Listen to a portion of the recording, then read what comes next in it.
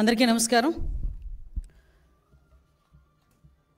గత వారం 10 రోజులుగా తిరుమల తిరుపతి దేవస్థానంకి సంబంధించి ప్రసాదాల తయారీలో జరిగిన వాడిన కల్తీ నెయ్యి గురించి లాస్ట్ వారం 10 రోజులుగా రాష్ట్రం మొత్తం ఒక రకమైన భయాందోళన ఒక ఎత్తైతే వెంకటేశ్వర స్వామికి అపచారం జరిగింది అని ప్రతి గుళ్ళలోనికి కూడా వెళ్ళి పూజలు చేసే పరిస్థితి కూడా మనందరం చూసాం. ఇవన్నీ ఒక పరంగా వెంకటేశ్వర స్వామి భక్తులుగా జరుగుతూ ఉంటే, ఒకవైపు నుంచి రాజకీయ దుర్బుద్ధితో దీన్ని కూడా రాజకీయం చేయాలి అని చెప్పి అతని హయాంలో జరిగిన తప్పుల్ని కప్పిపుచ్చుకోవడానికి చంద్రబాబు నాయుడు గారు గౌరవ ముఖ్యమంత్రి గారి మీద ఎదురుదాడి చేయడానికి సిద్ధపడి గౌరవ పులివెందుల ఎమ్మెల్యే గారు తీసుకుంటున్న నిర్ణయాలు చూస్తూ ఉంటే నిజంగా ఎప్పుడో అతన్ని పులకేసి అనేవారు, కానీ ఇప్పుడు నిజంగా పులకేసి ఏదో 2 or 4 పెట్టాలి మనం కూడా. ఎందుకు ఈ మాట చెప్తున్నానంటే, ఇదే జగన్మోహన్ రెడ్డి కల్తీ నెయ్యి వాడారు అని చెప్పి చంద్రబాబు నాయుడు గారు గౌరవ ముఖ్యమంత్రి గారు చెప్పిన తర్వాత బయటకు వచ్చి చంద్రబాబు నాయుడు గారి మీద ఎదురుదాడి చేయటం కూడా మనం చూసాం. తర్వాత వీళ్ళ తాలూకా వెనకత బ్యాచ్ ఉంటుంది కదా, ఒక భజన బృందం ఉంటుంది కదా, భజన బృందం బయటకు వచ్చి లేదు జగన్మోహన్ రెడ్డి గారు మెట్లు ఎక్కి వస్తారు తిరుమల తిరుపతి దర్శనానికి అని మాట్లాడారు. అది కట్ చేస్తే కాదు, నా కాలినడకని కాదు దర్శనానికి వస్తారు అన్నారు.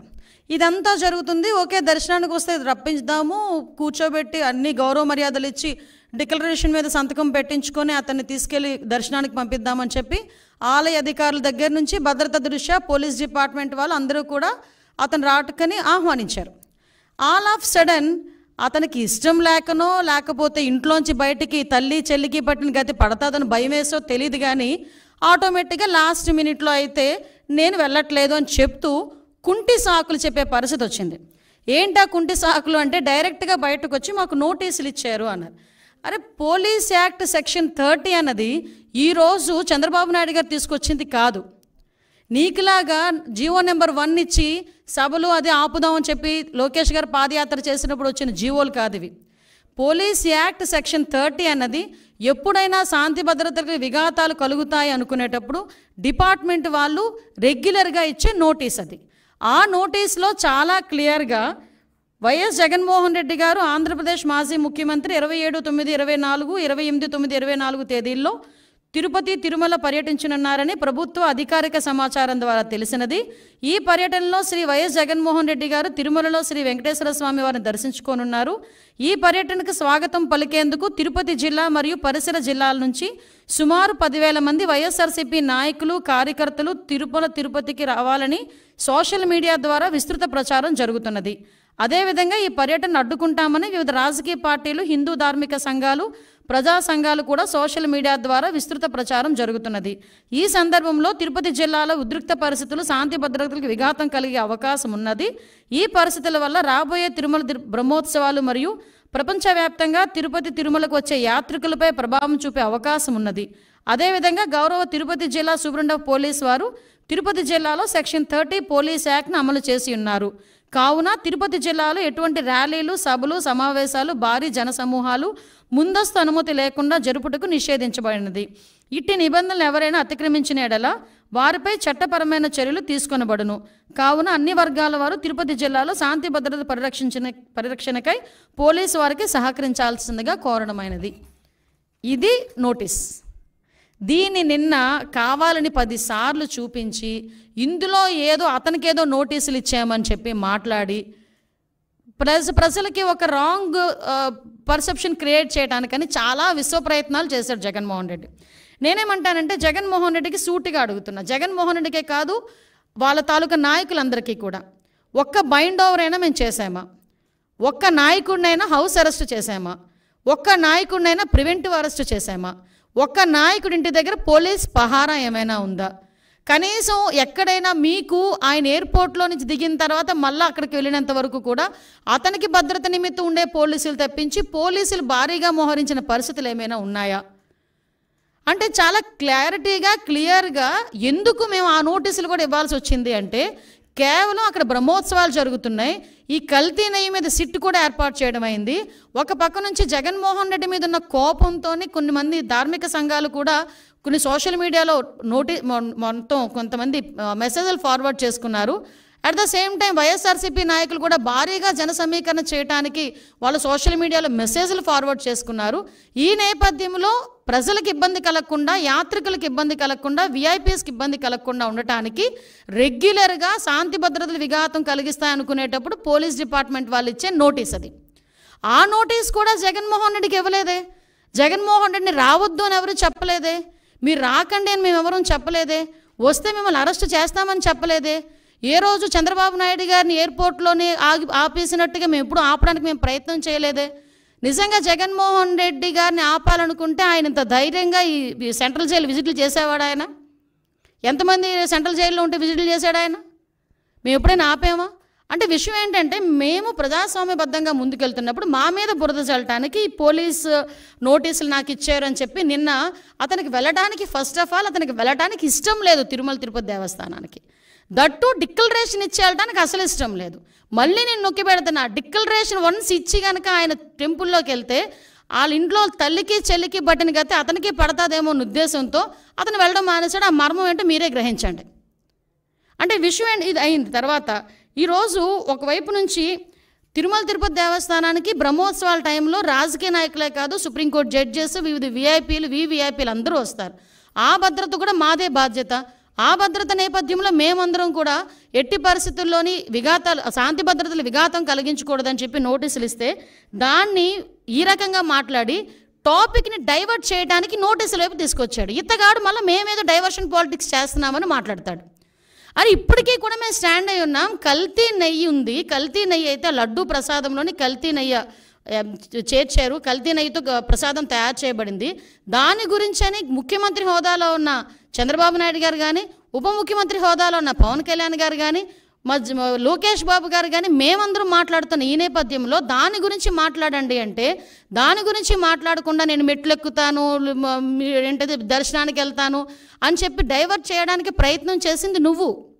ఈరోజు మళ్ళీ తిరిగి డైవర్షన్ పాలిటిక్స్ అని చెప్పి మా మీద మాట్లాడే పరిస్థితి కనిపిస్తూ ఉంది. ఈ నేపథ్యంలో ఒక గోల్డెన్ వర్డ్ వచ్చింది నిజంగా, లడ్డు నాణ్యత అట, లడ్డు టేస్ట్ అట. అరే నాకు అర్థం కాంది, జగన్మోహన్ రెడ్డి ఏ రోజైనా లడ్డు టేస్ట్ చేశారా? తిరుమల తిరుపతి దేవస్థానం ప్రసాదం లడ్డూని ఆశీర్వాదానికి అక్షంతలు వేస్తేనే 10 సార్లు దూకున్నాడు. అక్షంతలన్నీ అయిపోయినంత వరకు ప్రతి టీవీ వాళ్ళు కూడా చూపించారు. అది ఎక్కడ? మండపంలోనే. ఎక్కడ ఆశీర్వాదం ఇచ్చిన ఆ మండపంలోనే. ఇంకా సాల్వ్ అయ్యక ముందే అక్షంతలు వేసిన దానికి, ఆ పంతులు అక్షంతలు వేసిన దానికి మనమైతే ఆ అక్షంతలు ఎప్పుడు ఉంటాయా?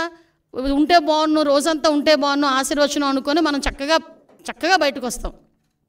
అక్కడే 10 సార్లు దువ్వాడు ఆ క్రాఫ్ని. దువ్వేసి తీసేసినోడు ప్రసాదం గురించి మాట్లాడుతున్నాడు. తప్పిసారి ఎవరైనా ప్రసాదం ఇస్తే టిష్యూ పేపర్లో చుట్టూ పక్కకు పెట్టే వీళ్ళు లడ్డు నాణ్యత గురించి, టేస్ట్ గురించి ఈయన చెప్పడం, మేము వినడం, అది మా దౌర్భాగ్యం.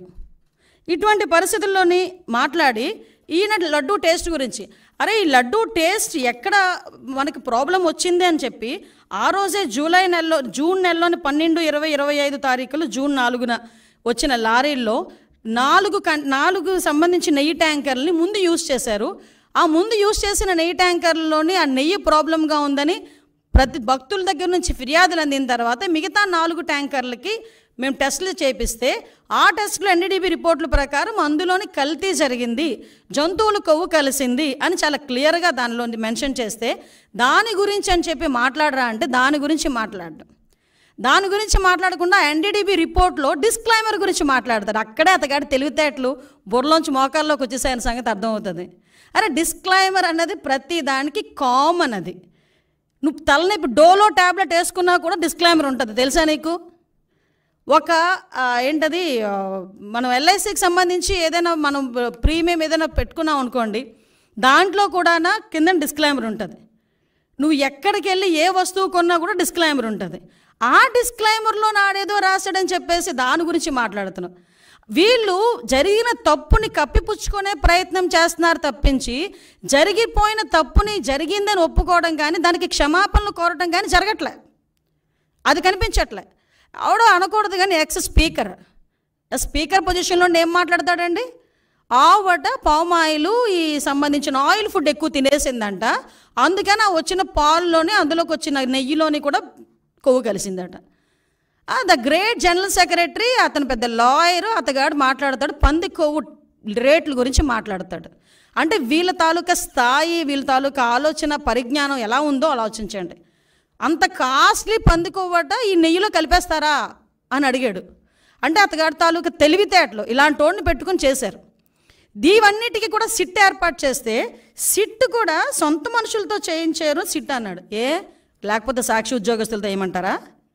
సాక్షి ఉద్యోగస్తులతో వేసేది సిట్ కాదయా, ప్రభుత్వ ఉద్యోగస్తులతో వేసేది సిట్.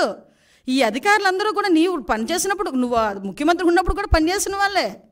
ప్రభుత్వ ఉద్యోగులు, పోలీస్ డిపార్ట్మెంట్ వాళ్ళు ఒక ఐజీ ర్యాంకర్ని సిట్ ఏర్పాటు చేసి ఆ సిట్కి మీరు సిట్కి మొత్తం అంతా రెడీ చేసి దర్యాప్తు చేయండి అని చెప్తే ఆ సిట్ మీద కూడా మీరు కామెంట్ చేస్తున్నారంటే మీరు తప్పుని కప్పిపుచ్చుకోవడానికి ఎంత ప్రయత్నం చేస్తున్నారు? మరి విజిలెన్స్ ఎంక్వైరీ వద్దు అని చెప్పి ఎందుకు కోర్టులకు వెళ్ళే పరిస్థితి వచ్చింది? అసలు యాక్చువల్గా ఈ తిరుమల తిరుపతి దేవస్థానం తాలూకా లడ్డూ గురించి కూడా మాట్లాడకూడదు అని వీళ్ళు ఎక్కడో కూడా ఒక ఇది కూడా పెట్టారు, కేసు కూడా వేశారు. సుప్రీంకోర్టులో గ్యాగ్ ఆర్డర్ కోసం పిటిషన్ వేశారు వీళ్ళు. అసలు ఎక్కడ కూడా లడ్డు వ్యవహారం గురించి మాట్లాడకుండా ఉండాలి అని చెప్పి. అంటే వీళ్ళు చేసిన పొరపాటు తెలిసిపోతుంది అని చెప్పి ఎంత దారుణంగా మాట్లాడుతున్నారో మనకు అర్థమవుతుంది. అరే మీకు డిక్లరేషన్ ఇస్తాము, డిక్లరేషన్ తీసుకొని మీరు వెళ్ళాలి, అందులో తప్పే ఉంది. ఎందుకు ఈరోజు మీరు తెలుసు, ప్రతి ఒక్క ప్రపంచం మొత్తానికి మీ ఫ్యామిలీ క్రిస్టియన్ ఫ్యామిలీ అనే సంగతి తెలుసు. నిజంగా మీకు వెంకటేశ్వర స్వామి మీద భక్తితోనే మీరు టెంపుల్కి వచ్చారు, భక్తితో నేను వచ్చాను అని చెప్పి ఒక సిగ్నేచర్ చేసి లోపలికి వెళ్ళడానికి మీకు వచ్చే ప్రాబ్లం ఏంటి? ఆ డిక్లరేషన్ మీద మీరు అంత రాద్ధాంతం చేయాల్సిన అవసరం ఏమొచ్చింది? ఆ డిక్లరేషన్ మీద సంతకం పెట్టడానికి ఇష్టం లేక గొడవలు సృష్టిస్తారట, టమోటాలు ఇసురుతారట, గుడ్లు ఇసురుతారట, అలాగట ఇలాగట అని ఆ ఎక్స్ చైర్మన్ కరుణాకర్ రెడ్డి వీళ్ళందరూ కూడా టీవీలో దగ్గరికి వచ్చి మాట్లాడటం. అంటే వాళ్ళే ఒకవేళ నిజంగా వచ్చినా వాళ్ళే అవి కూడా చేయించుకొని మన గులకరాయి టైపు, కోడికత్తి టైపు చేయించుకొని తిరిగి జనాల మీదకి వెళ్ళే పరిస్థితి కూడా ఉంటుంది. ఇవన్నీ అరే నువ్వు వెళ్ళవయ్యా, నువ్వు హైందవ సంప్రదాయాన్ని పరిరక్షించెళ్ళు, ఎందుకు ఈ మాట చెప్తున్నావంటే మీరు ఒకసారి అర్థం చేసుకుంటానండి. క్రిస్టియన్స్ కానీ, హిందూస్ కానీ, ముస్లిమ్స్ కానీ ఒక్కొక్కరికి ఒక్కొక్క పద్ధతి ఉంటుంది. ఇప్పుడు కడప దర్గాకి వెళ్తాం, హిందువులు ఎంతమంది వెళ్ళట్లేదు కడప దర్గాకి? కడప దర్గాకి వెళ్ళినప్పుడు ఆ గుడ్డ కట్టుకొని చక్కగా టోపీ పెట్టుకొని వెళ్ళరా? అజ్మీర్ వెళ్తారు, ఎంతమంది అజ్మీర్ వెళ్ళరు? అక్కడికి వెళ్ళి వాళ్ళ సంప్రదాయం ప్రకారం వెళ్తాం కదా. తమిళనాడులోని ఇటువైపు కొన్ని టెంపుల్స్ ఉన్నాయి, షర్టు తీసి వెళ్ళాలి, మగవాళ్ళు షర్టు తీసి వెళ్ళాలి, అక్కడికి అలాగే లోపలికి పంపిస్తారు. కొన్ని చోట్ల పంచికట్టు కట్టుకుని వెళ్తారు, అలాగే వాళ్ళ దగ్గరికి వెళ్ళాలి. నేను నమ్ముతాను కానీ నేను అలా వెళ్ళనంటూ ఊరుకుంటారా? అక్కడ సేమ్ ఇక్కడ అంతే. చర్చికి వెళ్తాము, మోకరిల్లించి ప్రార్థన చేయాలనుకుంటే మోకరిల్లించి ప్రార్థన చేస్తాము అక్కడికి వెళ్ళిన తర్వాత నువ్వు గౌరవం ఉంటే. అలాగే ఇక్కడ కూడా గౌరవించి ఒక డిక్లరేషన్ మీద సంతకం పెట్టి వెళ్ళవయ్యా అన్నాం. దానికి పెద్ద రాద్ధాంతం చేసి దానికి దళితుల్ని కండక్ట్ చేశాడు. అంటే అతను చేసిన పొరపాటుని కులమతాల మధ్య విద్వేషాలు రెచ్చగొట్టడానికి ఏ రకంగా మాట్లాడుతున్నాడు. నాకే ఈ పరిస్థితి ఉంటే దళితులకి ఏ పరిస్థితి ఉంటే? అసలు దళితులు అన్న పదం నోట్లోంచి రావడానికి నీకు అర్హత లేదయ్యా. ఎందుకు చెప్తున్నానంటే ఇదే తిరుమల తిరుపతి దేవస్థానం బోర్డు మెంబర్ల గురించి మాట్లాడుతూ నువ్వు ఒక మాట మాట్లాడు. చాలామంది రికమెండేషన్స్తో వస్తారు, సీఎం గారు రికమెండేషన్లతో వస్తారు, చాలా ప్రాశస్తమైన కమిటీ అది, ఆ బోర్డు అది అని చెప్పావు. మరి ఆ బోర్డుని ఒక రకంగా చెప్పాలంటే భ్రష్టు పట్టించడానికి 50 మంది సలహా మండలిని ఎందుకు పెట్టావు? నీకు విషయం చెప్పనా? అఫ్కోర్స్ అది కోర్టు కొట్టేసింది కాబట్టి పోయారు, కానీ నువ్వు ఇచ్చిన బోర్డులో కూడా 6గురికి నేర చరిత్ర ఉందని సాక్షాత్తు హైకోర్టు బయట చెప్పింది. నీకు ఇంకో విషయం తెలుసా? నువ్వు ఇచ్చిన బోర్డులో ఒక్కడు కూడా దళితుడు లేడు. నువ్వు ఈరోజు దళితుల గురించి మాట్లాడుతున్నావు. నీకు ఆ రోజే నీ చేతులతోనే టీటీడీ బోర్డు మెంబర్లకి దళితులకి ఇవ్వాలన్న ఆలోచన కూడా నీకు రాలే. మళ్ళా పైగా ఈరోజు దళితుల గురించి మాట్లాడుతున్నావు. మా హయాంలో మా బాలవీరాంజనేయ స్వామి గారు, మా మంత్రి గారు ఆ రోజు బోర్డు మెంబరు. ఇంకో విషయం కూడా ఇక్కడ ప్రస్తావించాలి కాబట్టి ప్రస్తావిస్తున్నా. 2014-19 హయాంలో నేను ఎమ్మెల్యేగా ఉండేటప్పుడు గౌరవ ముఖ్యమంత్రి గారు చంద్రబాబు నాయుడు గారు నన్ను టీటీడీ బోర్డు మెంబర్ని చేస్తే ఆ రోజు నా మీద కావాలని నేను మాట్లాడిన మాటలను కట్ అండ్ పేస్ట్ చేసి ఆరోపణ చేశారు. ఎలాంటి ఆరోపణలు చేస్తే ఆ ఆరోపణలు కూడా నేను ఒకటే, అతని ప్రాశస్తం తగ్గకూడదని ఆ రోజు మేమే బయటకు వచ్చి, అంటే దళితురాలనైనా నన్ను వెళ్ళనివ్వకుండా కూడా ఆ రోజు నీ పేటీఎం బ్యాచ్ అంతలాగా సోషల్ మీడియాలో రెచ్చిపోయి నా మీద రేణిపోని అబాండాలన్నీ వేశారు. మీరు అబాండాలు వేసినంత మాత్రాన్ని నేనే వెంకటేశ్వర స్వామికి దూరం అయిపోలేదు కదా. ఆ రోజు దళితురాలను నన్ను కూడా వెళ్ళనివ్వలేదు, దళితులకి ఎవరికి పోటీ పెట్టనివ్వలేదు, కనీసం వాళ్ళకి ఇవ్వలేదు, దళితులకి ఎవరికి నువ్వు బోర్డు మెంబర్ ఇవ్వలేదు. ఈరోజు నువ్వు మాట్లాడుతున్నావు. నేను ధైర్యంగా చెప్తున్నాను, ఎస్ నేను హిందువుని. నువ్వు చెప్పగలవా? బయటకు వచ్చి చెప్పు, డిక్లరేషన్ మీద సంతకం పెట్టవయ్యా అంటే పారిపోయి ఇంట్లో కూర్చున్నావు. ఈరోజు నువ్వు మాట్లాడుతున్నావు దీని గురించి. ఇలాంటి విషయాలన్నీ కూడా ఒక్కసారి మనం కూడా, నేను ఒకటే చెప్తున్నా, ఈరోజు దళితుల గురించి అంటే దళితులు అంటే ఏంటంత చిన్న చూపు? ఏం దళితులు ఎవరు గుళ్ళకి వెళ్ళట్లేదా? ఈరోజు నీకు విషయం తెలుసా? తిరుమల తిరుపతి దేవస్థానం మీద డిప్యూటీ ఈఓ పొజిషన్లో ఉన్న వాళ్ళు చాలామంది వెళ్తున్నారు. ఒకసారి చెక్ చేసుకో. నీ హయాంలో ఉండొచ్చు, నువ్వు ఉండలేకపోవచ్చేమో, మా హయాంలో ఉంటారు. ఎందుకంటే మాట్లాడితే మానవత్వం అన్న పదం సిగ్గుపడుతుందయ్యా జగన్మోహన్ రెడ్డి, నీ నోట్లోంచి ఆ పదం వస్తే. నువ్వు మానవత్వం గురించి మాట్లాడేటప్పుడు వెనకాతలు పిక్చర్ వేసుకో. మీ బాబాయ్ హత్య, గొడ్డలిపోటు గురించి ఒక పిక్చర్ వేసుకో, అప్పుడు మానవత్వం గురించి మాట్లాడదు. కానీ వెనకాతలు ఇంకో పిక్చర్ వేసుకో. నీ చెల్లి వీధి ఢిల్లీ గల్లీ తిరిగిన పొజిషన్ గుర్తుపెట్టుకో. మానవత్వం గురించి నువ్వు మాట్లాడేటప్పుడు షర్మిల ఈరోజు రోడ్డుకి ఎందుకు మీకు వ్యతిరేకంగా మాట్లాడుతుందో ఒక్కసారి ఆలోచించు. మానవత్వం గురించి ఆలోచించేటప్పుడు నీ తల్లి ఏం చేస్తుందో ఒక్కసారి ఆలోచించు. నువ్వు మానవత్వం గురించి మాట్లాడతావు. మన సెక్యులరిజం, ఏమి సెక్యులరిజము? అందుకేనా సార్వభౌమత్వాన్ని గురించి, సెక్యులరిజం గురించి నువ్వు మాట్లాడతావు. ఇదేం దేశం మాట్లాడు. అసలు నిజంగా చెప్పాలంటే నిన్న ప్రెస్ మీట్ తర్వాత ఇదేం దేశం, ఇదేం మతం, ఇదేంటి అని మాట్లాడావు. దేశద్రోహం, దేశ బహిష్కరణ కింద నిన్ను బయటకు పంపించేయాలి. అఫ్కోర్స్ నువ్వు ఎలాగో వెళ్ళిపోదాం నిర్ణయించుకున్నావేమో కాబట్టి ఇలాంటి మాటలు మాట్లాడుతున్నావు. లాస్ట్ 5 సంవత్సరాలు చక్కగా సంపాదించి బయట పెట్టుకున్న బయట దేశాల్లో, ఇంకెలాగ ఇక్కడ ఉన్న వాళ్ళు బయటకు వస్తే తన్నేలా ఉన్నారని చెప్పేసి వెళ్ళిపోవడం రెడీ అయినట్టున్నావు. అఫ్కోర్స్ అందువల్ల నువ్వు ఆ మాట మాట్లాడుతున్నావేమో. నిజంగా దేశద్రోహం చట్టం కనుక ఉండుంటే నిన్న ఆ కేసులు ఈరోజు బుక్ చేసేవాళ్ళమే.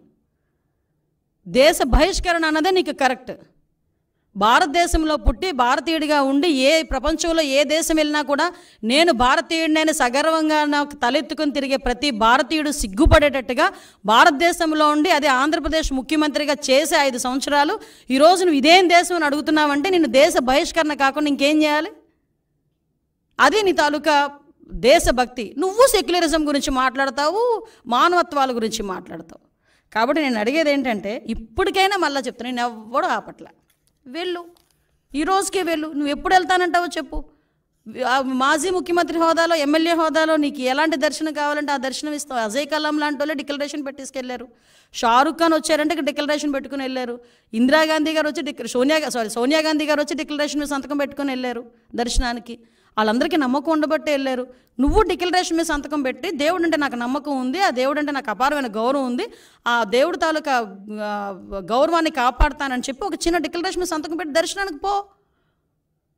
నేను వెనకైతే ఎంతమంది తీసుకెళ్ళి వాళ్ళందరికీ ప్రోటోకాల్ దర్శనం చేపిస్తాం. అంతే తప్పించి ఈరోజు నువ్వు ఇష్టం లేక, హిందుత్వాన్ని గౌరవించే సత్తా లేక, గౌరవించడం కూడా ఇష్టం లేక ఈరోజు తిరిగి మా మీద బురద చల్లడానికి ప్రయత్నం చేసే పరిస్థితి ప్రజలందరూ కూడా గ్రహించున్నారు. దయచేసి ఇలాంటి వాటి మీద పక్కన పెట్టి నువ్వు ఎప్పుడు వెళ్తానన్నా కూడా మేము చక్కగా మేమందరం వెల్కమ్ చెప్తాము. వెళ్ళి డిక్లరేషన్ మీద ఎనీ టైం డిక్లరేషన్ మీద సంతకం పెట్టి నువ్వు వెళ్ళొచ్చు అని చెప్పి జగన్మోహన్ రెడ్డి గారికి తెలియజేసుకుంటూ ఒకటి మాత్రం చెప్తున్నానండి, మన భారతదేశంలో అన్ని మతాల వాళ్ళని కూడా సమానంగా గౌరవించే పరిస్థితి ప్రతి ఒక్క భారతీయుడికి ఉంటుంది. గౌరవించి తీరాలి. ప్రతి ఒక్క సంప్రదాయాన్ని గౌరవించి తీరాలి. హిందువులోని కూడా చాలా సాంప్రదాయాలు ఉంటాయి, ఆ సాంప్రదాయాలను కూడా మనం గౌరవిస్తాం. అటువంటి పరిస్థితుల్లో ఒక కలియుగ వెంకటేశ్వర స్వామి అంటే ప్రపంచంలోనే ప్రాశస్తమైన గుడి. చాలామంది మొక్కుబడులు ఏ రేంజ్లో తీర్చుకుంటారంటే, కొంతమంది ఎక్కడున్నా ప్లస్ కాలినడకన వస్తారు, కొండ మీదకి కాలినడకన ఎక్కుతారు, మోకాళ్ళ మీద నుంచి ఎక్కుతారు కొంతమంది.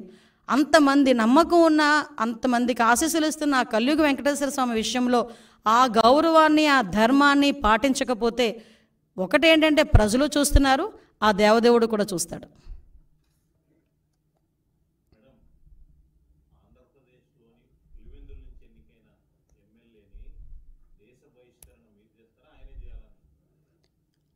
విషయం ఏంటంటే ఆయనకి ఎప్పుడు సెల్ఫ్ గోల్ వేసుకోవడం అలవాటు.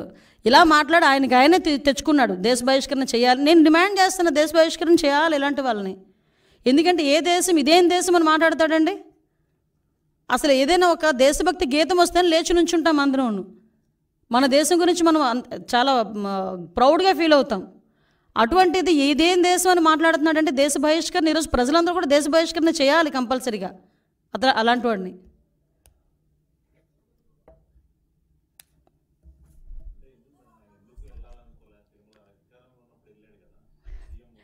వెళ్ళాలి అంటే డిక్లరేషన్ ఇవ్వాలి. డిక్లరేషన్ ఇచ్చి వెళ్తే కనుక పరిస్థితి ఏంటో ఆలోచించండి ఒకసారి. ఇన్ని రోజులు ఎందుకు కనీసం ప్రసాదం తినడానికి కూడా, అంటే ఇతగాడి పరిస్థితి ఎలా ఉంటుందంటే దేవుడైనా నా గుమ్మం దగ్గరికి రావాలనుకునే తత్వం అండి. అందుకే తాడేపల్లి ఇంటి దగ్గర తీసుకొచ్చి గుళ్ళు కట్టించుకున్నాడు, సెట్టింగ్లు వేసుకున్నాడు. కట్టించుకోవడం కూడా కాదు, సెట్టింగ్లు వేసుకున్నారు. సెట్టింగ్ అంటే అప్పటికప్పుడు ప్రజలకి మీడియాకి చూపించేసి మళ్ళీ సెట్టింగ్ తీసివచ్చు. అదే తాడేపల్లి ఇంట్లో నాకు గుడి కట్టుకోమనండి, పర్మనెంట్గా ఒక వినాయకుడు గుడో లేకపోతే ఒక వెంకటేశ్వర స్వామి గుడి కట్టుకోమనండి, కట్టుకోగలడా? సెట్టింగ్లు అయితే వేసుకుంటాడు. ఎందుకు? జనాలకు చూపించుకోవడానికి. అదే జనాలకి ఆ రకంగానే 2014-19 మధ్యలో కూడా పిండ ప్రదానాలని అవని ఇవని ఆ స్వామీజీల దగ్గరికి వెళ్ళి ఈ స్వామీజీల దగ్గరికి వెళ్ళడం చేసి ఒక రకమైన క్రియేట్ చేశాడు. మళ్ళీ ఈరోజు డిక్లరేషన్ ఇచ్చి వెళ్ళమంటే ఎందుకంత ప్రాబ్లం? అతను డిక్లరేషన్ ఇచ్చి వెళ్ళడు అతను, ఎందుకంటే ఆ హిందుత్వం మీద అతనికి ఆ గౌరవం లేదు.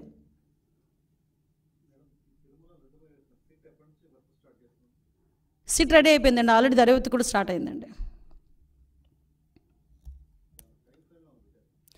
లేదు, ఇంకా ఒకసారి ప్రైమరీ ఇన్వెస్టిగేషన్స్ అవుతున్నాయి కదా, టైం బాండ్ పెట్టుకొని చేస్తాం.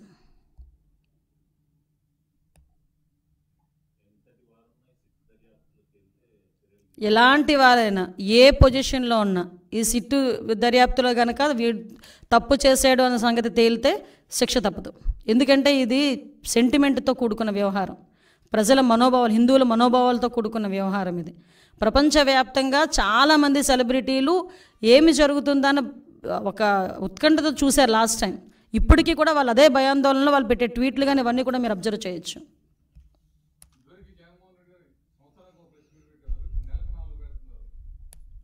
అంటే నాకు తెలిసేది కూడా నెలకి 4 కూడా క్లోజర్లో పెడుతున్నారట. అందులో ఆ 4 5 ఏళ్ళకి ఒకటి పెట్టారా? అన్నీ బటన్ ఒకటే కదా 5 ఏళ్ళలో కూడా. సో ఇప్పుడు ఏంటంటే అధికారం లేదు కదా, అందువల్ల పెడతాడు. కర్మ ఏంటంటే నెలకి 4 పెట్టినా 40 తప్పులు ఉంటాయి అందులోని, అది వేరే విషయం. నేను ఒకటే చెప్తున్నా, అది కూడా బహిరంగంగా బయటకు వచ్చి మారడమనండి. చర్చిలకి రమ్మంటే రారు, ఇన్సైడ్లో కొంతమందిని అలౌ చేసి మాత్రం ప్రెస్ మీట్లు అంటారు.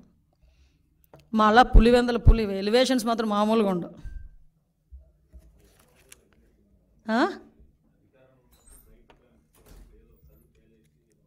సింపతి అబ్బా, సింపతి యాక్టింగ్, అది మామూలు యాక్టర్ కాదు జగన్మోహన్ రెడ్డి. అందుకే మీరు అబ్జర్వ్ చేయండి, నేను నిన్ననే అనుకున్నాను ఈ మాట కూడా, గ్లో తగ్గినట్టు ఉందండి మనోడికి అని. అప్పుడు మొదలుపెట్టేశాడు సింపతి యాక్షన్లు. 3 నెలలకే జనాల దగ్గరకు వచ్చి బేల మాటలు, బేలగా కనిపించటం, పేలవంగా కనిపించడం, నీరసంగా కనిపించడం, ఇవన్నీ ఏంటంటే జనాల్లో అయ్యో పాపం అది అయిపోయింది. జగన్మోహన్ రెడ్డి ఆ టర్ము, ఆ టైము అన్నీ అయిపోయినాయి. ఇంక నువ్వు ఎన్ని ఆశాలు వేసినా జనాలు నమ్మే పరిస్థితులు అయితే లేరు.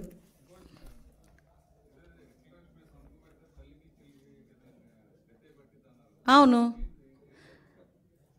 ఏమండి మీరు నా చేత చెప్పిస్తారు కానండి, ఒక్కసారి సోషల్ మీడియా ఓపెన్ చేయండి, నా చేత చెప్పించాలని చూస్తున్నారు మీరు. మా భారత కూరుకుంటుందా ఏంటి?